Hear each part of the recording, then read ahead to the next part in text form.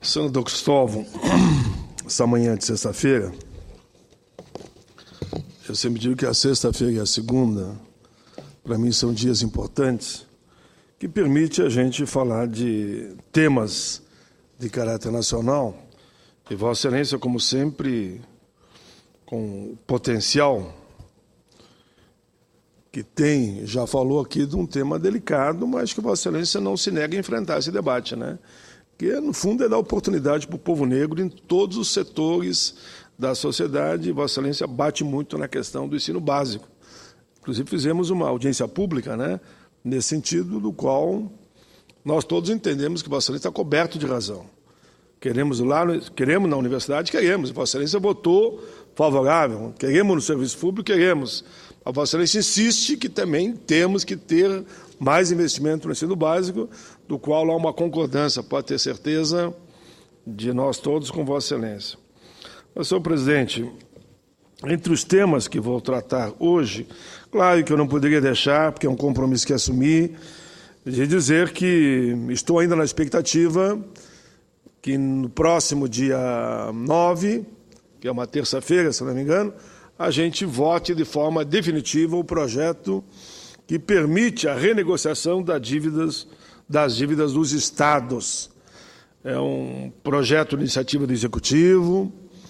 Eu tenho insistido muito na tribuna, digo que sempre que estou numa contagem regressiva ou até numa contagem positiva de que a gente avance para o dia da votação, que ficou ajustado, que será, então, no dia 9, numa reunião mista das duas comissões, da Comissão de Economia e a CCJ, para que, de uma vez por todas, a gente possa permitir que estados, por exemplo, o meu, o Rio Grande do Sul, possa olhar para a dívida com a União com o viés de que é possível pagar a dívida. E não como é hoje, que é uma dívida impagável, né?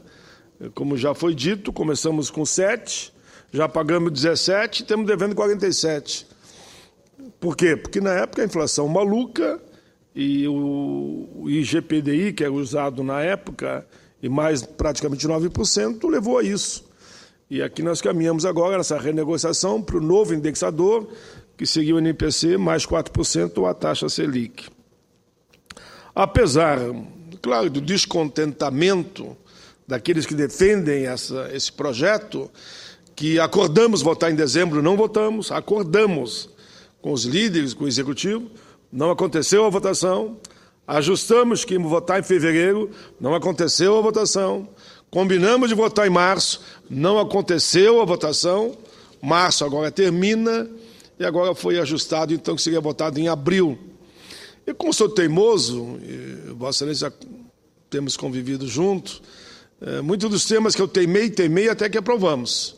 Não só eu, claro, todos aqueles que têm a mesma visão, que foi o caso, por exemplo, da política de salário mínimo, que é real e que está aí, como foi o caso dos estatutos diversos que brigamos e aprovamos, são leis, e como foi, eu me lembro mais da PEC paralela, que, embora acordado um ano atrás, só depois de um ano depois que nós conseguimos aprovar a PEC paralela, que deu um fôlego para os servidores públicos. Quero também dizer que os companheiros do Aeros continuam acampados aqui no Salão Verde do Congresso. Eu tenho estado lá todas as noites, antes de ir embora para minha casa, eu passo com eles, estão eles ainda numa angústia muito grande. O último comunicado que eu recebi do Palácio foi por parte da equipe do ministro Gilberto Carvalho, dizendo que está confirmado a reunião de terça na AGU, com o Luiz Inácio Adames, advogado-geral da União, e a partir dali, então, que vamos poder entabular, segundo me disseram, e também me disse o presidente da Câmara, um processo de negociação para que a decisão do Supremo seja cumprida e os companheiros do Aeros possam receber o que eles têm de direito. Então, esses dois temas eu falo todo dia e vou continuar falando. como falo praticamente todos os dias, que temos que apontar o caminho adequado, correto, justo, para acabar com o maldito famigerado fator previdenciário, que é um assalto no bolso do trabalhador. Mas, enfim, falando nesses temas que eu venho comentando quase diariamente, e além da reposição dos benefícios dos aposentados, como mandava o nosso projeto original, eu quero me debruçar aqui sobre outros temas que eu entendo importantes e que nós temos que votar antes do chamado recesso branco que teremos, causado pela Copa e pelo processo eleitoral. Aí o calendário já foi distribuído para todos os senadores. De julho em diante vai ser devagar, quase pagando, é fato e é real. Não estou aqui fazendo nenhuma contestação e nenhuma agressão. Estou apenas relatando os fatos mediante aquilo que chegou documentado para todos nós, devido à Copa e o processo eleitoral que está aí na ordem do dia, né? Os candidatos todos já estão em campo, já estão com o apito do juiz ou não, já estão todos em campanha. Mas, senhor presidente, o Congresso Nacional aprovou em fevereiro o projeto de lei que define o produto que pode ser vendido como vinho colonial. O vinho colonial é muito lá da minha região. Eu sou daquela região da Serra ali, Caxias do Sul, Flores da Cunha, Farroupilha, que estaria em Farroupilha no dia 13, participando de um congresso nacional dos trabalhadores do vestuário, Flores da Cunha, Bento Gonçalves, Garibaldi, Barbosa, Nova Petrópolis, que eu tenho um carinho muito grande por Nova Petrópolis também, Gramado, Canela, São Francisco, enfim, toda aquela região. E ali se produz muito vinho colonial. Eu estive lá num evento belíssimo, feito pelos produtores, agricultores, enfim, pequenos produtores de vinho, o que é a chamada agricultura familiar ou empreendedor familiar rural, estão entre aqueles que produzem o chamado vinho artesanal. O projeto defendido por todos nós foi, e de autoria do ministro Pepe Vargas, foi sancionado pela presidenta Dilma, originando a Lei 12.959 de 2014. Um verdadeiro avanço. Estive participando de um belíssimo evento lá, com a gastronomia da região, e pude saborear o vinho colonial. Reconheço que foi importante a presidenta ter sancionado. Um verdadeiro avanço de alcance social e político, que vai promover o aumento da renda do homem do campo, do agricultor, e abrirá possibilidades, inclusive, de novos postos de trabalho. A nova norma estabelece que a bebida seja elaborada com, no mínimo, 70% de uvas colhidas no imóvel rural, até o limite de 20 mil litros por ano.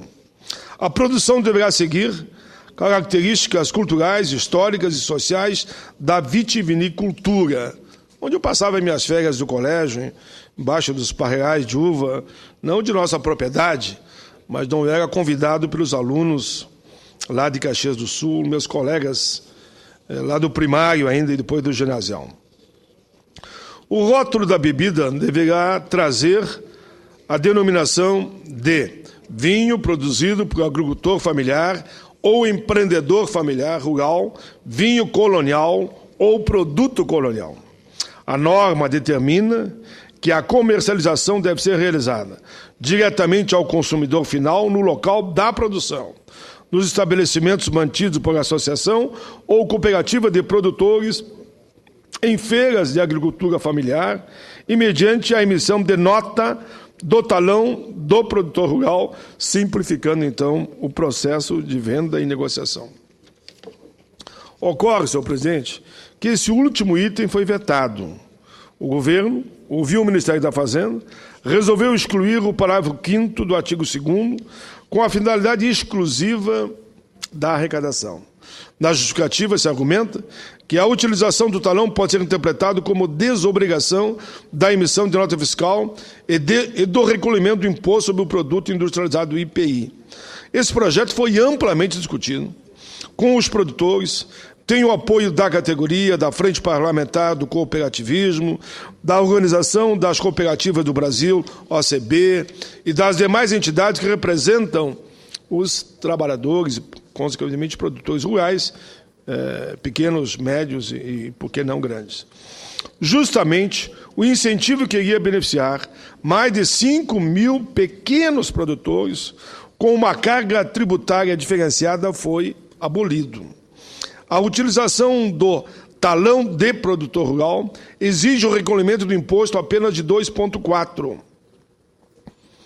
Por esse motivo, nós cumprimentamos a presidenta por ter acatado e apoiado esse movimento e ter sancionado a lei, mas tenho que dizer que lamento o veto. E como o veto agora não é mais secreto, vai ser muito bom que a apreciação seja feita aqui e cada um assuma a sua posição em relação a esse ponto. É legítimo direito do Executivo de vetar, mas como é legítimo também o direito democrático do Parlamento, na apreciação do veto, também se posicionar não acatando o veto. Fico mais uma vez ao lado dos produtores, porque o projeto tramitou nas duas casas legislativas, repito aqui, de autoria do deputado ex-ministro Pepe Vargas, e teve o nosso apoio e de outros senadores, claro, senador Ana Amélia, senador Simon, e senadores de outros estados também, senador Racir, que é da área também, especialista, conhecedor, eu sei que ele saboreia um bom vinho artesanal, senador Cristóvão, que tenho certeza apoia sempre iniciativas como essa que beneficiem os pequenos produtores. Eu espero só que quando o veto seja apreciado, a gente possa, então, mostrar a posição do Parlamento, que, nesse caso, prefere ficar com os pequenos produtores. Mas, senhor presidente, eu quero tratar também de um outro assunto. Eu fui procurado pelos defensores públicos. A Defensoria Pública é uma instituição que representa a garantia do cidadão em situação de vulnerabilidade, de ter acesso à justiça por meio de serviços inteiramente gratuitos e de qualidade. Elevada à categoria de instituição constitucional, em 1988, estávamos lá como constituinte, apenas em 2004 o Congresso Nacional conferiu autonomia administrativa, financeira e orçamentária às defensorias públicas dos estados. Passado mais de 2 décadas, a Defensoria Pública ainda não está instalada em todos os estados da Federação. Em alguns casos, sequer o primeiro concurso para o provimento do cargo de defensor público foi iniciado ou concluído. Recentemente, a exata dimensão da falta do serviço público da Defensoria Pública na maior parte das cidades brasileiras foi detectada no estudo denominado Mapa da Defensoria Pública no Brasil, elaborado por quem? Pelo IPEA. IPEA, fundação pública vinculada à Presidência da República, juntamente com a Associação Nacional dos Defensores Públicos, a ANADEP e o Ministério da Justiça. De acordo com esse estudo, no Brasil, há 8.479 cargos criados de defensor público nos estados e o DF, dos quais apenas 5.054 estão providos, ou seja, apenas 59%. Esses 5.054 defensores públicos se desdobram para cobrir 28% das comarcas brasileiras, ou seja, na grande maioria das comarcas, o Estado acusa e julga, mas não defende os mais pobres. Na Defensoria Pública da União, a situação não é diversa. São 1.270 cargos criados e aproximadamente 500 efetivamente providos, para atender 58 subseções judiciais de um total de 264, que corresponde a uma cobertura apenas de 22%. No estado do Rio Grande do Sul, no meu estado, por exemplo, a Defensoria Pública da União está presente somente nos municípios de Porto Alegre, Canoas, Pelotas, Rio Grande, Santa Maria, Bagé e Uruguaiana. Eu resido em Canoas, mas a minha cidade natal é Caxias, uma cidade que já tem eleição, inclusive, em dois turnos, uma das maiores cidades do Rio Grande, e não tem defensor.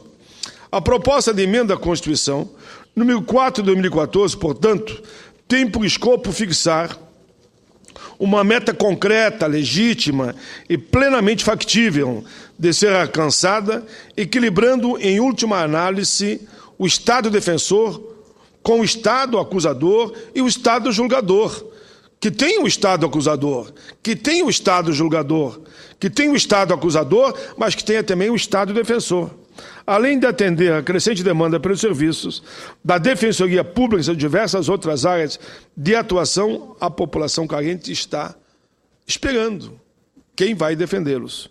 O projeto agora encontra-se pronto para a pauta na CCJ.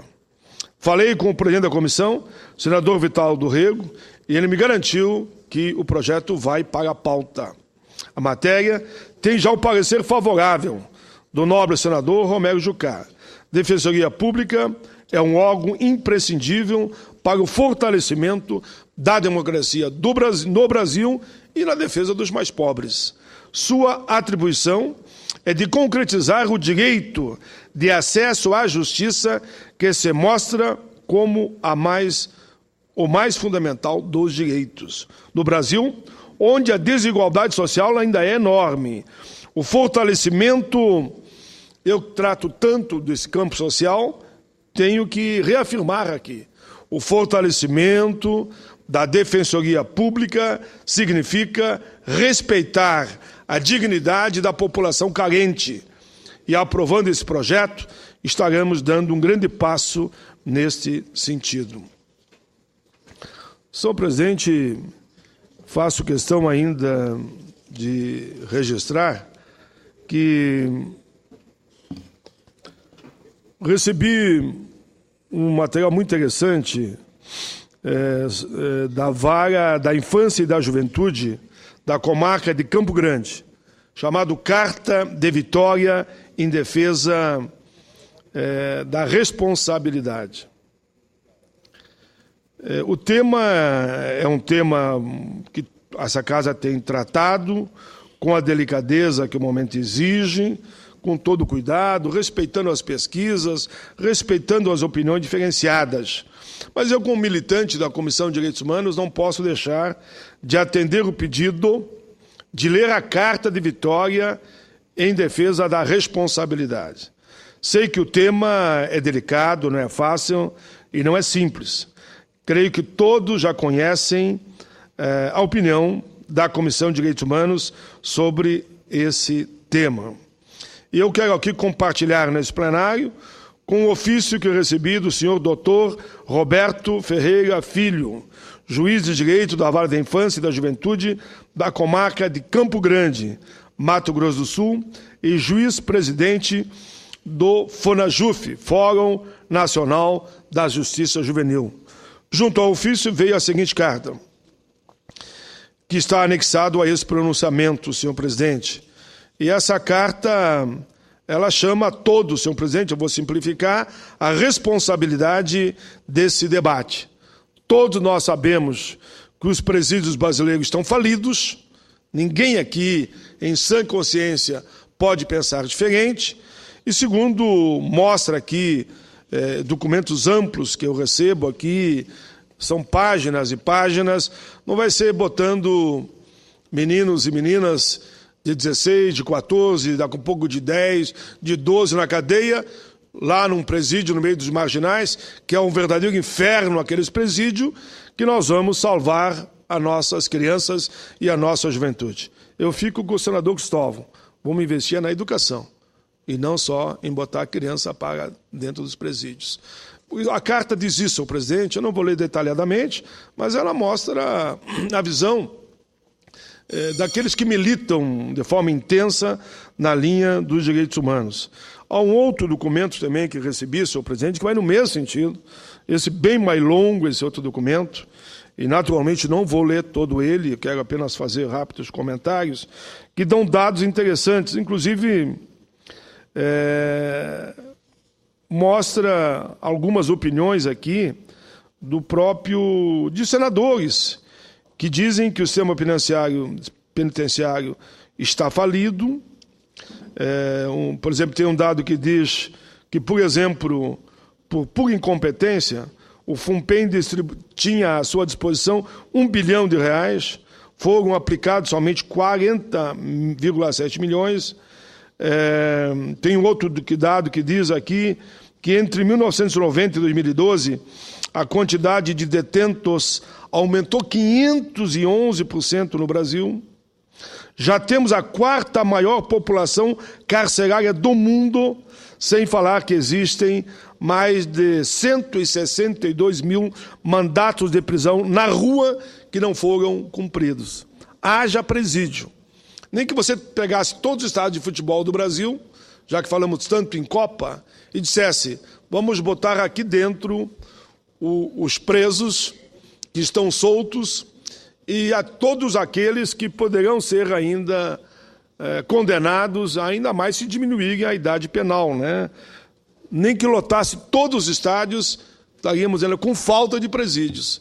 Então, o caminho, senador Cristóvão, estou me referindo a Vossa Excelência, eu sei que a sua posição é muito clara. Quer salvar a nossa moçada, a nossa gurizada, a nossa juventude, é investir na educação, educação, educação, educação. Eu fico me referindo a Vossa Excelência dessa forma. Enfim, esse pronunciamento que aqui faço, ele vai muito no sentido muito mais de um alerta de que esse tema tem que ser debatido com muita calma, com muito cuidado. Ninguém tem dúvida, né? Ninguém tem dúvida que o sistema prisional brasileiro, repito, é quebrado, é falido, é uma vergonha de nós todos perante o mundo, inclusive no meu estado, o Rio Grande do Sul, que foi até denunciado em organismos internacionais. Segundo o relatório de 2009 da ONG Human Rights Watch, as prisões no Brasil são locais de tortura física e psicológica, de violência, de péssimas condições em todo sentido, verdadeiras escolas do crime. São locais de maus tratos, de proliferação de doenças nas celas, onde não há trabalho e ainda onde predomina o analfabetismo. E principalmente lá estão pessoas negras.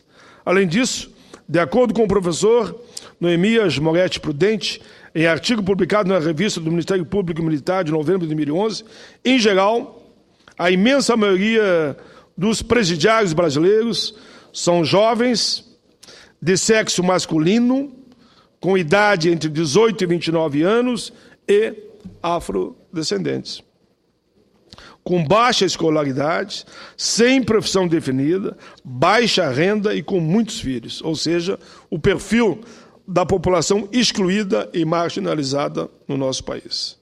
E para esse lugar, senhor presidente, com essas celas imundas, com escolas do crime ali montadas e organizadas, sem a menor condição de obrigar ninguém, é que alguns levantam a possibilidade de jogarem as crianças. Será, e diz aqui daí esse especialista, será que é essa a solução para reduzir a violência no Brasil? Aí, claro, ele diz, estou convencido que não. E ele também diz, a saída é a educação. Diversos especialistas na matéria apontam que esse não seria o melhor caminho para combater o problema da violência que aflige milhões de brasileiros. E não seria o melhor caminho, até pelas estatísticas, de acordo com a Secretaria Nacional de Segurança Pública, órgão do Ministério da Justiça, os menores de 16 a 18 anos, juntamente a faixa etária que mais será afetada por uma eventual redução dos moldes que estão sendo colocados. Aí diz mais, se fala tanto, segundo o documento que aqui recebo, da questão dos menores. E eles dizem: esses menores são responsáveis por apenas 0,9% do total de crimes praticados no Brasil. Então, 99,1% dos crimes praticados no Brasil, na verdade, são daqueles que não são crianças.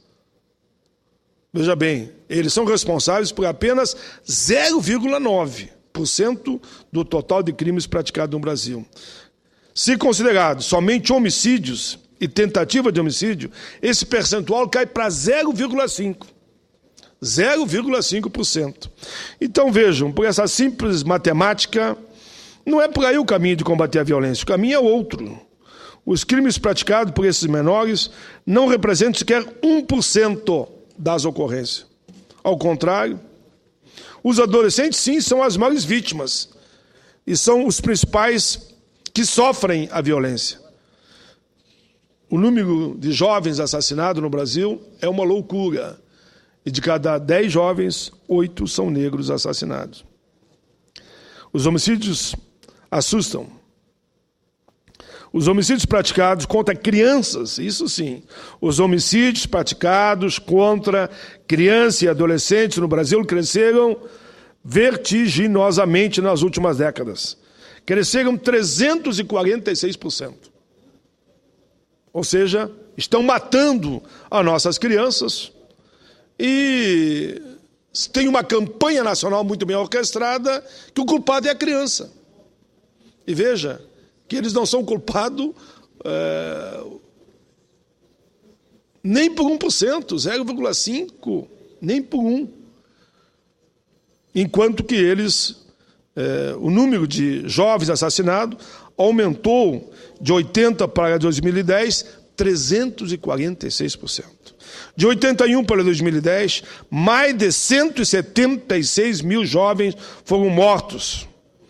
Apenas em 2010, o número foi de 8.686 crianças e adolescentes assassinados. Vejam, esse dado é assustador.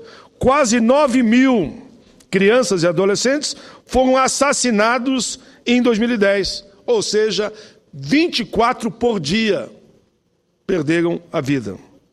Só por esses números, senhoras e senhores, já podemos concluir que o que estão tentando fazer é inverter as coisas e culpar os menores pela escalada da violência no país, quando soubemos que esse é um problema muito mais complexo e muito mais estrutural da sociedade brasileira.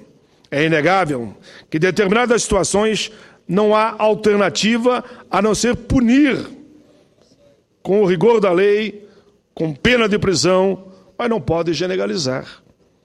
Mas jamais podemos permitir que o Estado seja um instrumento de vingança, de olho por olho, dente por dente, do adulto contra a criança. Lembrando o título de um livro de Simon Westphal, Justiça não é a vingança, podemos, portanto, ir mais fundo nas causas da violência em nossa sociedade e não agir de forma simplista e descompromissada. Precisamos aprofundar o debate, precisamos começar analisando as responsabilidades do Estado nessa questão. O Estado que historicamente tem sido omisso quanto aos direitos mais fundamentais do cidadão. A começar, por exemplo, com a própria abolição da escravatura. Um processo longo, ao final do qual os negros foram libertos e não lhe deram nenhuma condição de sobrevivência. Não tinha educação, não podia comprar terra, não podia ter ferramentas, não podia ter trabalho formal. Enfim, como agir frente àquela nova realidade? Disseram, estão libertos, mas não têm direito a nada.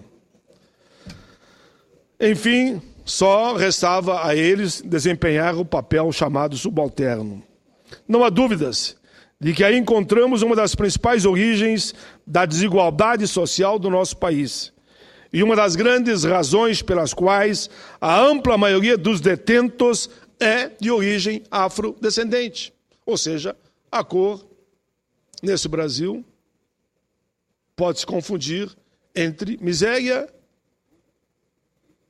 e preta. Ou seja, a pobreza tem cor, no Brasil a cor é preta. Mas o Estado brasileiro ainda é socialmente injusto, na medida em que não garante igualdade de oportunidade para todos, como manda a Constituição. Na educação, por exemplo, senador, as diferenças são gritantes. Enquanto o filho de rico e da classe média tem acesso aos melhores cursos, os melhores colégios, o filho do pobre é reservado ensino de menor qualidade. Os alunos, uma educação pelo menos compatível com aquela que é oferecida pelos ricos, terá que ser assegurado.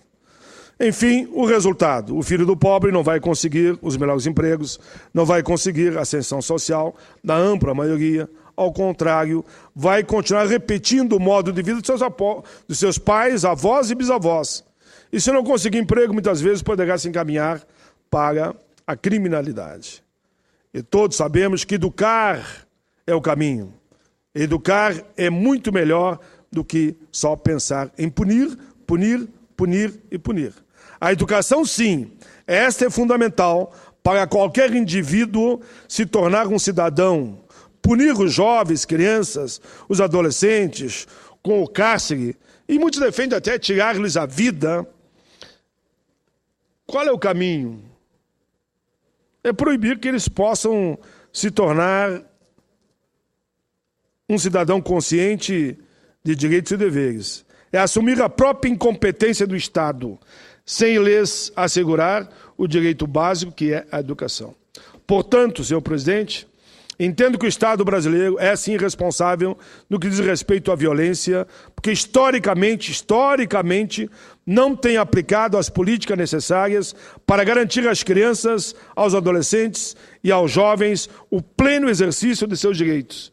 E isso tem ajudado muito a aumentar os índices de criminalidade da juventude. Como consequência, o que vemos hoje é um tipo de Estado penal que administra a panela de pressão de uma sociedade profundamente desigual. Mas a responsabilidade não é só do Estado. Um outro componente muito importante nessa escalada de violência é a família. Nos últimos anos assistimos a uma verdadeira revolução na vida familiar. A dinâmica da vida moderna não permite mais aos membros de uma mesma família, muitas vezes almocem junto, jantem junto, tomem o café junto, não permite um diálogo mais próximo, mais carinhoso, com mais amor, com mais solidariedade, inclusive dentro de casa. E aí entram as drogas. O jovem vive mergulhado na internet e na televisão.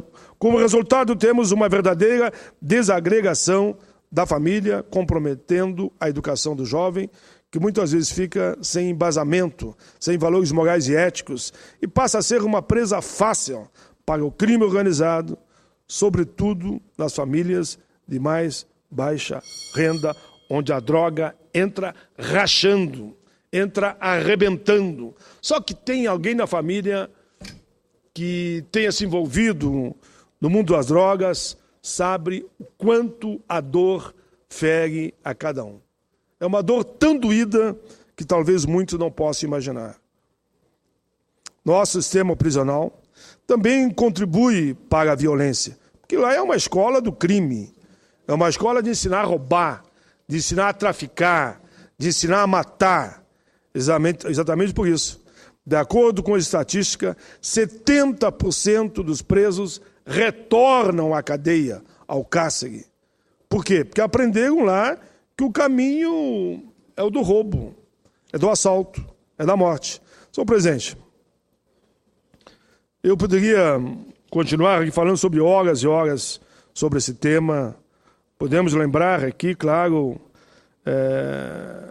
que ficamos chocados, como outros tantos, o caso aqui de Brasília, quando a jovem de apenas 14 anos foi covardemente assassinada pelo seu ex-namorado, que postou a cena do crime na internet.